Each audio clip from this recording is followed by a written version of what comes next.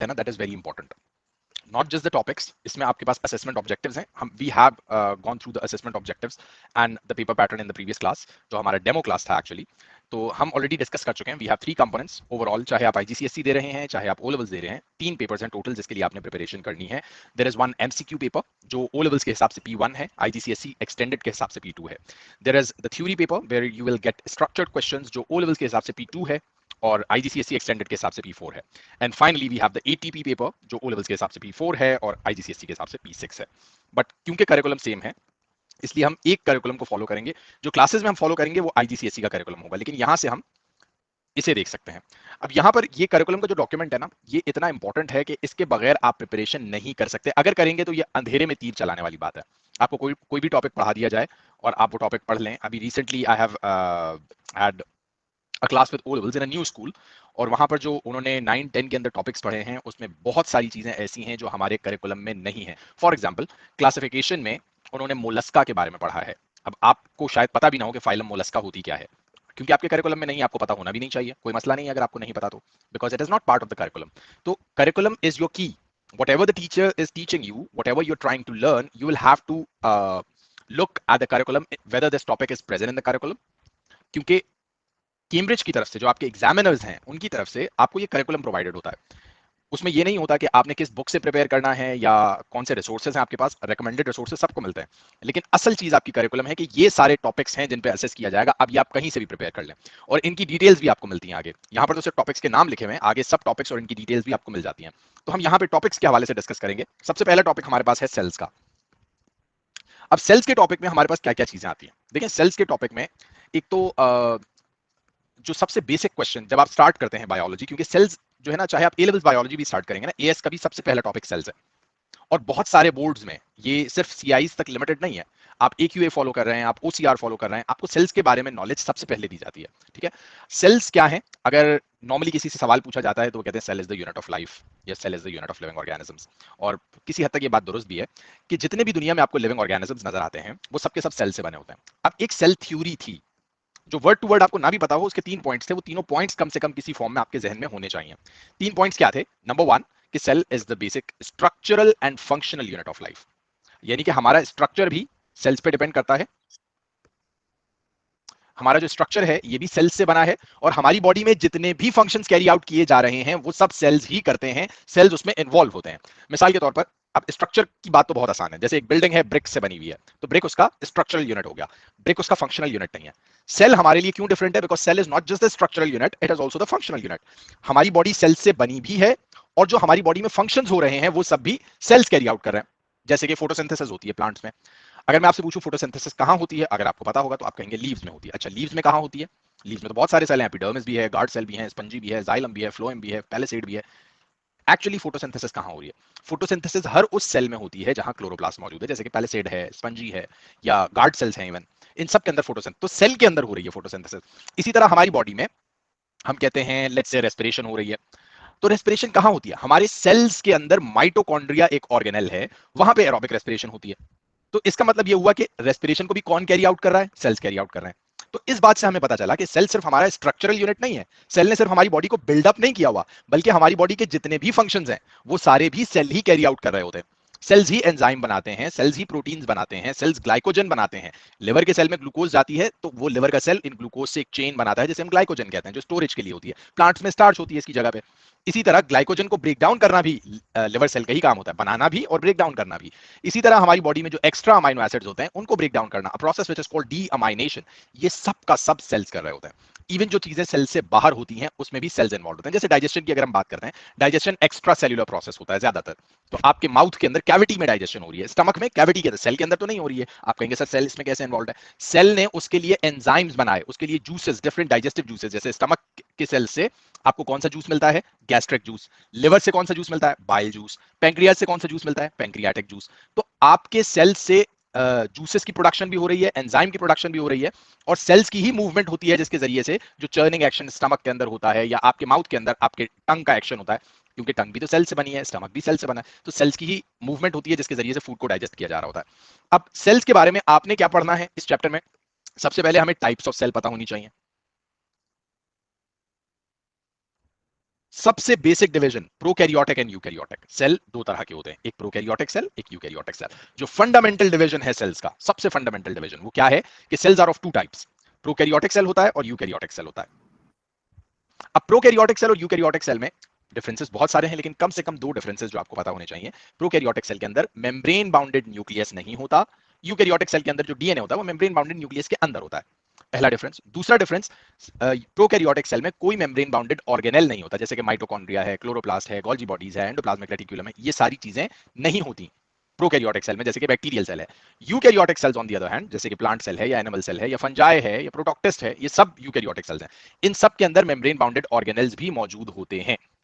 दो डिफरेंसेस हमें पता होने चाहिए। इसके बाद आपको प्लांट सेल, एनिमल सेल और बैक्टीरियल सेल, तीनों की डायग्राम और ऑर्गेनेल्स की आइडेंटिफिकेशन पता होनी चाहिए आपको कि इसमें कौन कौन से ऑर्गेनेल्स मौजूद होते हैं और उन ऑर्गेनेल्स का क्या काम है, फंक्शन ऑफ ऑर्गेनेल्स। और उससे आगे अगर आप जाते हैं, उससे अगली चीज क्या है, माइक्रोस्कोपी।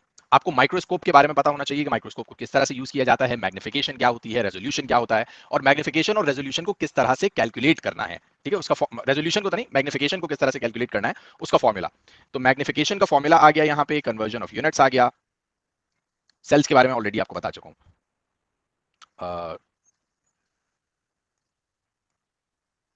क्लासिफिकेशन पे जाते हैं। क्लासिफिकेशन में सबसे पहले कौन से कैरेक्टरिस्टिक्स हैं जिसके जरिए से आप आइडेंटिफाई करेंगे whether something is a living organism और नॉट। तो उसके लिए आपके पास 7 कैरेक्टरिस्टिक्स होते हैं। ये शायद हमने लास्ट क्लास में डिस्कस किया था। Mrs Gren is a mnemonic, to remember this. इससे आपको पता चलता है, मिसेस ग्रेन को अगर हम देखते हैं तो movement, respiration, sensitivity, growth, reproduction, excretion, nutrition, ये 7 कैरेक्टरिस्टिक्स हैं। जिसके अंदर ये 7 कैरेक्टरिस्टिक्स मौजूद होंगे वो लिविंग ऑर्गेनिज्म है, और जिसके अंदर नहीं होंगे वो लिविंग ऑर्गेनिज्म नहीं है। अच्छा, इसके बाद जब क्लासिफाई करते हैं तो क्लासिफिकेशन के अंदर टैक्सॉन्स होते हैं, ग्रुप्स जिनमें क्लासिफाई किया जा रहा है। It starts with kingdom, the largest group according to the system that we study here. The largest group is kingdom, then each kingdom is divided into phylum, class, order, family, genus and finally the species. तो kingdom से लेकर species तक जो हमारे groups हैं, इनका नाम आपको पता होना चाहिए। और किंगडम्स जो हमारे पास 5 किंगडम्स हैं टोटल, उन पांचों किंगडम्स की प्रॉपर्टीज पता होनी चाहिए, जिसमें हमारे पास एनिमल्स हैं, प्लांट्स हैं, प्रोकैरियोट्स हैं, प्रोटोक्टिस्ट हैं और फंजाई हैं। इन सबकी कैरेक्टरिस्टिक्स, डिस्टिंग्विशिंग कैरेक्टरिस्टिक्स और एग्जांपल। डिटेल में आपने सिर्फ थोड़ी सी एनिमल किंगडम पढ़नी है और प्लांट किंगडम। एनिमल किंगडम की 2 फाइलम यानी कि वर्टिब्रेट्स और आर्थ्रोपोड्स, प्लांट किंगडम की 2 फाइलम या 2 ग्रुप्स, फर्न्स और फ्लावरिंग प्लांट्स। लास्ट में आप स्ट्रक्चर ऑफ वायरस पढ़ते हैं इसमें, और डायकोटोमस की भी आपको पता होनी चाहिए। Movement into and out of cells. इसके बाद movement into and out of cells में आपने diffusion, osmosis and active transport, DOA. Diffusion, osmosis और एक्टिव ट्रांसपोर्ट के लिए बड़ा सिंपल डिफरेंस है वैसे इसके अंदर। डिफ्यूजन और ऑस्मोसिस दोनों पैसिव प्रोसेसेस हैं, इसमें एनर्जी यूज नहीं होती। दोनों हायर टू लोअर होते हैं। Diffusion is higher concentration to lower concentration, osmosis water की मूवमेंट है तो higher water potential to lower water potential. Osmosis और एक्टिव ट्रांसपोर्ट में पार्शियली परमिएबल मेम्ब्रेन इन्वॉल्व होती है। तीनों की एग्जांपल्स पता होनी चाहिए। डिफ्यूजन की एग्जांपल आप कह सकते हैं, ऑक्सीजन आपके एल्वियोलस से ब्लड में जा रही है, that is diffusion. Carbon dioxide आपके ब्लड से एल्वियोलाई में आ रही है, दैट इज डिफ्यूजन। डिफ्यूजन की बेशुमार एग्जांपल्स आपको मिल जाती हैं। जनरली इसमें बहुत सारे एग्जांपल्स जो हैं वो गैसेस से रिलेटेड होती हैं। अच्छा, ऑस्मोसिस की आप बात करते हैं, that is the absorption of water from the roots, from the soil the water is going into the root hair cell, that process is osmosis. ये सबसे प्राइम एग्जांपल है ऑस्मोसिस की। इसके अलावा अगर आप एक रेड ब्लड सेल को डिस्टिल्ड वाटर में डाल दें तो वाटर अंदर जाएगा सेल के। ये एक रूल है कि water always moves from higher water potential to lower water potential. Water potential की टर्मिनोलॉजी का पता होना चाहिए। डिफ्यूजन के लिए हम हमेशा higher concentration to lower concentration का वर्ड यूज करेंगे, लेकिन ये हम ऑस्मोसिस में यूज नहीं कर सकते। बहुत सारे बच्चे ये गलती करते हैं कि ऑस्मोसिस को डिफाइन करते हुए वो ये कहते हैं it is the movement of water from higher concentration to lower concentration. Water के लिए कभी भी हायर कंसंट्रेशन का वर्ड नहीं यूज करते, higher water potential to lower water potential होता है, always through a partially permeable membrane होता है। तो ऑस्मोसिस में हमेशा पार्शियली परमिएबल मेम्ब्रेन का होना जरूरी है, डिफ्यूजन के लिए जरूरी नहीं है। आप एक गैस को एक कॉर्नर पे स्प्रे कर दें, परफ्यूम कर दें, उसकी स्मेल पूरे कमरे में फैल जाएगी, ये भी डिफ्यूजन है, इसमें कोई पार्शियली परमिएबल मेम्ब्रेन नहीं थी। एक्टिव ट्रांसपोर्ट के लिए जो सबसे प्राइम एग्जांपल हमारे पास है वो एब्जॉर्प्शन ऑफ मिनरल आयंस है। अच्छा, अगला चैप्टर बायोलॉजिकल मॉलिक्यूल्स आता है। इसमें आप डिटेल्स पढ़ेंगे कार्बोहाइड्रेट्स, प्रोटीन्स और लिपिड्स की, इनके मोनोमर्स कौन से हैं, पॉलीमर्स कौन से हैं, एग्जांपल्स क्या क्या हैं। जैसे कार्बोहाइड्रेट्स में आप मोनोसैकेराइड, डाइसैकेराइड और पॉलीसैकेराइड्स पढ़ेंगे। मोनोसैकेराइड जैसे कि ग्लूकोज है, फ्रक्टोज है। डाइसैकेराइड जब 2 मोनोसैकेराइड्स मिलते हैं, जैसे कि सुक्रोज है, मोनोसैकेराइड 2 मोनोसैकेराइड से ग्लूकोज और फ्रक्टोज के मिलने से बनता है, तो सुक्रोज बनता है, sucrose is a disaccharide. Polysaccharide जैसे कि ग्लाइकोजन, अभी थोड़ी देर पहले मैंने आपको बताया था हमारे लिवर के सेल में बनता है, बहुत सारे ग्लूकोज मॉलिक्यूल्स। तो बहुत सारे मोनोसैकेराइड्स, 10 और more monosaccharides join together to form polysaccharides. इन सब की एग्जांपल्स भी पता होनी चाहिए। प्रोटीन में amino acid is the monomer, किस तरह से वो आपस में जॉइन होते हैं, उनके दरमियान बॉन्ड का नाम क्या होता है। इसके बाद लिपिड्स है, लिपिड्स पॉलीमर नहीं होते। कार्बोहाइड्रेट, डीएनए और प्रोटीन, ये तीनों पॉलीमर्स हैं, लिपिड्स पॉलीमर नहीं है। लिपिड्स क्या हैं? लिपिड्स दो चीजों से मिलकर बने हैं, एक फैटी एसिड, हम जनरली रिप्रेजेंट इस तरह से करते हैं, ये ग्लिसरॉल का मॉलिक्यूल है और इसके साथ 3 फैटी एसिड्स हैं, लेकिन इसका एक्चुअल स्ट्रक्चर भी आप डिटेल में पढ़ेंगे। इसके बाद एंजाइम्स का चैप्टर है, प्रोटीन इन नेचर होते हैं, बायोलॉजिकल कैटलिस्ट होते हैं, लॉक एंड की मॉडल यहां पर आप पढ़ेंगे, कैटाबॉलिज्म एनाबॉलिज्म के बारे में आपको बेसिक नॉलेज दी जाएगी कि कैटाबॉलिज्म कौन सा रिएक्शन है, एनाबॉलिज्म कौन सा रिएक्शन है।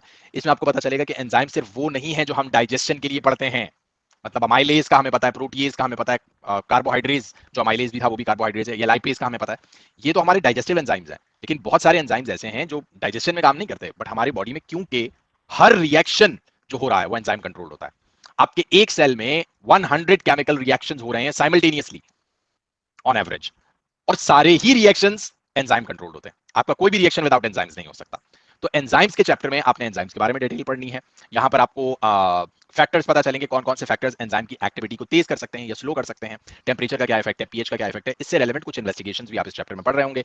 ग्राफ की वर्किंग एंजाइम के लिए बड़ी इंपॉर्टेंट है, क्योंकि इस तरह के क्वेश्चंस एंजाइम से रेलेवेंट क्वेश्चंस आपको एग्जाम में नजर आएंगे, जिसमें ग्राफ दिया हुआ होगा या फिर आपने ग्राफ ड्रॉ करना होगा।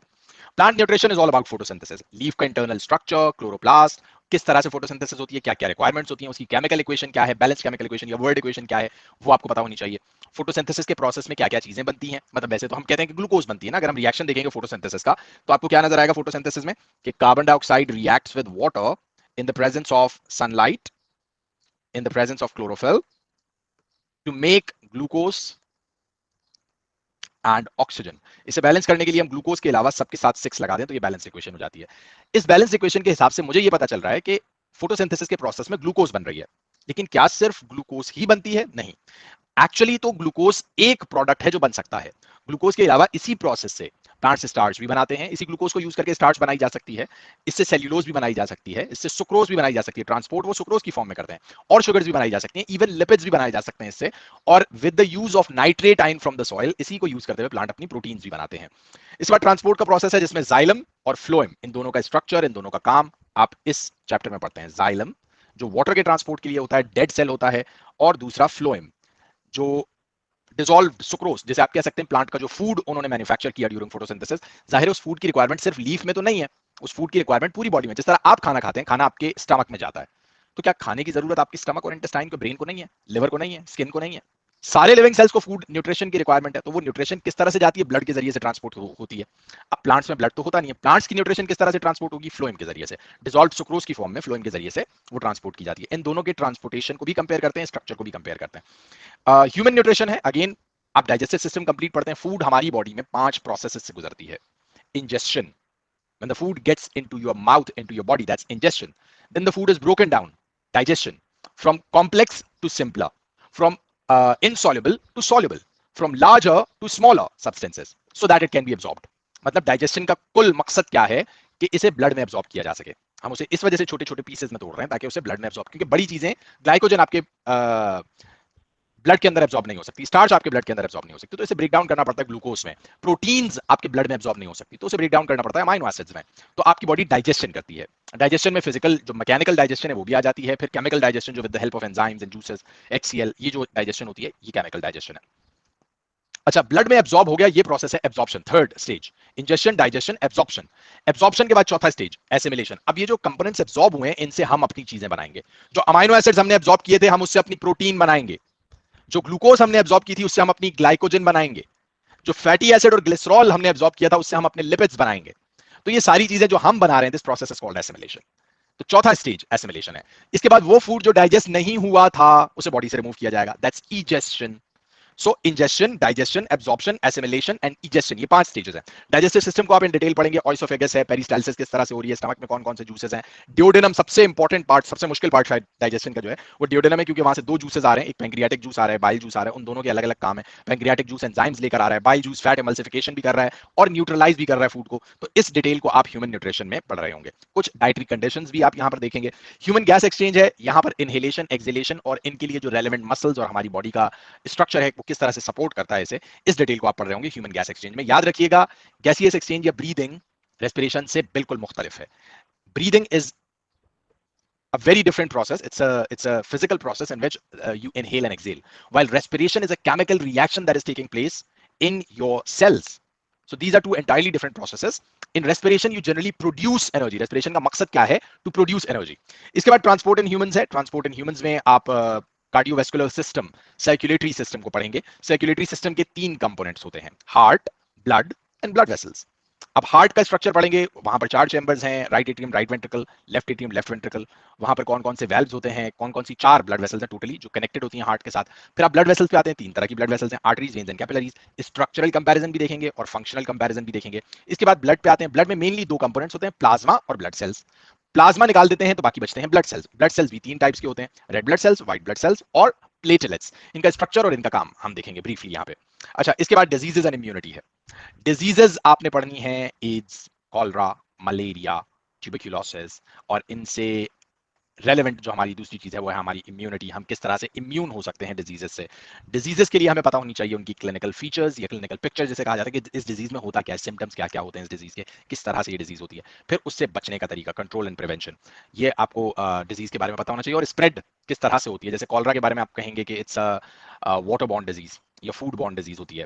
अगर आप एड्स के बारे में पढ़ेंगे तो ये एसटीडी है, सेक्सुअली ट्रांसमिटेड डिजीज है, डायरेक्ट कॉन्टैक्ट से ट्रांसफर होती है, ट्रांसमिट होती है एक इंसान से दूसरे इंसान में। ये सारी इन्फेक्शियस डिजीजेस हैं।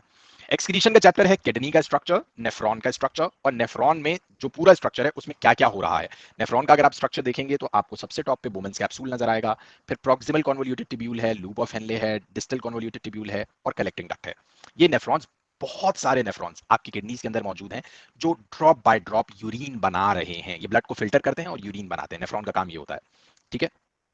और इससे रेलेवेंट कुछ कंडीशंस। इसके बाद कोऑर्डिनेशन एंड कंट्रोल है, जो शायद पहला मुश्किल चैप्टर आता है आपके पास, पहला थोड़ा सा ज्यादा टेक्निकल चैप्टर, बाकी चैप्टर्स के मुकाबले में ज्यादा टेक्निकल चैप्टर है। इसमें आप अपने नर्व्स के बारे में पढ़ते हैं, नर्वस सिस्टम के बारे में पढ़ते हैं। नर्वस सिस्टम के 2 कंपोनेंट्स होते हैं, कुछ लोग कह देते हैं 2 टाइप्स, टाइप्स नहीं है, 2 कंपोनेंट्स हैं। एक हमारा सीएनएस है, central nervous system, which is brain and spinal cord, जो सेंटर में है, जो हर चीज की कमांड को कंट्रोल कर रहा है, पूरी आपकी बॉडी को कंट्रोल कर रहा है, वो आपका सेंट्रल नर्वस सिस्टम है। लेकिन किसके जरिए से कंट्रोल कर रहा है? Peripheral nervous system, the nerves, PNS. Nerves में या न्यूरॉन्स में, नर्व्स बेसिकली टिश्यू हैं जो बहुत सारे नर्व सेल्स से बने होते हैं, नर्व सेल्स को हम न्यूरॉन्स भी कहते हैं। तो नर्व सेल्स या न्यूरॉन्स 3 तरह के होते हैं, सेंसरी न्यूरॉन, इंटरमीडिएट या रिले न्यूरॉन, और तीसरा होता है आपका मोटर न्यूरॉन। इन तीनों का फंक्शन, इन तीनों का स्ट्रक्चर हम देखते हैं यहाँ पर।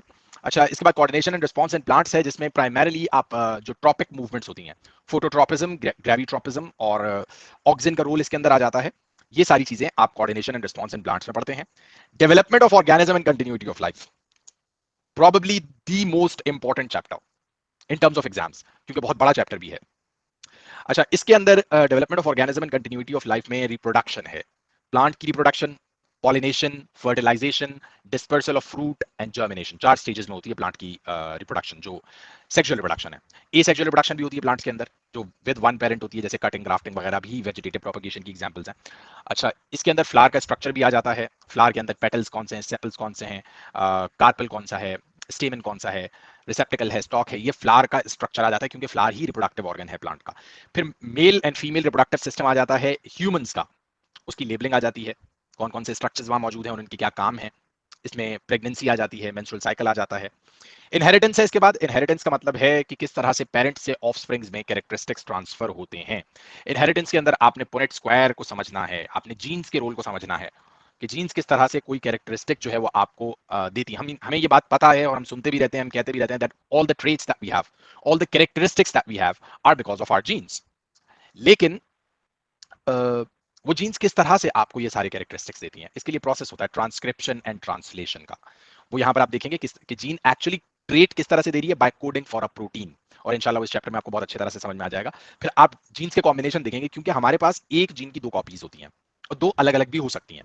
वो जो 2 कॉपीज हमारे पास होती हैं, जिन्हें हम एलील्स कहते हैं, वो एलील्स एक दूसरे से डिफरेंट इफेक्ट भी दे सकती हैं। मिसाल के तौर पर ये मुमकिन है कि मेरे पास एक जीन ब्लड ग्रुप ए के लिए हो और एक जीन ब्लड ग्रुप ओ के लिए हो, क्योंकि 2 कॉपीज हैं, तो एक ब्लड ग्रुप ए के लिए, एक ब्लड ग्रुप ओ के लिए।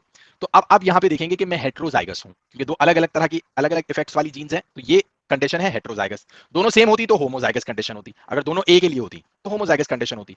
तो मिसाल के तौर पर अगर आपके पास एक जीन ब्लड ग्रुप ए के लिए है, एक्सक्यूज मी, मैं ये थोड़ा सा लिख कर आपको, क्योंकि ये देखें ये कुछ भी नहीं है, this is just an intro, आपने एक एक चैप्टर को डिटेल में पढ़ना है। यहाँ पर मैं सिर्फ आपको एक आइडिया दे रहा हूँ कि इस पूरे करिकुलम में आपने क्या क्या चीजें पढ़नी है।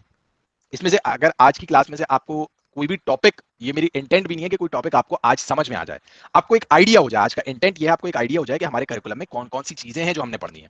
तो अगर आपके पास दोनों जीन्स ब्लड ग्रुप ए के लिए हैं तो आप होमोजाइगस हैं, अगर आपके पास एक एलील ए के लिए है और एक ओ के लिए है तो आप हेट्रोजाइगस हैं। अगर आप हेट्रोजाइगस हैं तो फिर आपका ब्लड ग्रुप क्या ए होगा या ओ होगा। इसमें आपको देखना पड़ेगा कि इन दोनों में से एक डोमिनेंट होता है, एक रिसेसिव होता है। यहां पर ए डोमिनेंट है, ओ रिसेसिव है। ओ ब्लड ग्रुप की जो जीन है वो हमेशा रिसेसिव होती है, ए और बी दोनों डोमिनेंट है। तो इस केस में आपका ब्लड ग्रुप ए होगा, इस केस में भी आपका ब्लड ग्रुप ए होगा। लेकिन यहां पर हेट्रोजाइगस ए है, यहां पे होमोजाइगस ए है। तो पुनेट स्क्वायर्स के जरिए से आप डिफरेंट कंडीशंस देखेंगे जहां पे फादर के पास कौन से कैरेक्टरिस्टिक्स, कौन सी एलील्स हैं, मदर के पास कौन सी एलील्स हैं, तो ऑफस्प्रिंग्स में क्या चांसेस आते हैं। इसके बहुत सारे क्वेश्चंस अगेन एग्जाम में आपको नजर आएंगे कि दो ब्लैक माइस हैं आपके पास, मेल एंड फीमेल, और उनके बच्चों में आपको ब्राउन माइस नजर आ रहा है या एक ब्राउन माउस नजर आ रहा है। तो किस तरह से पॉसिबल कि फादर और मदर दोनों ब्लैक थे, एक ग्रे फर कोट था उनका, तो ऑफस्प्रिंग में ब्राउन फर कोट कैसे आ गया। तो ये पॉसिबिलिटीज आपको बहुत आसानी से पता चल जाएंगी, इनकी प्रोबेबिलिटी आप खुद कैलकुलेट कर सकते हैं यूजिंग द पुनेट स्क्वायर जो आप इस चैप्टर में सीखेंगे। अच्छा, इनहेरिटेंस के बाद biotechnology and modification. Biotechnology is the use of living organisms. एक मिनट का जरा ब्रेक लेंगे यहाँ पे अजान का, फिर यहीं से कंटिन्यू करते हैं।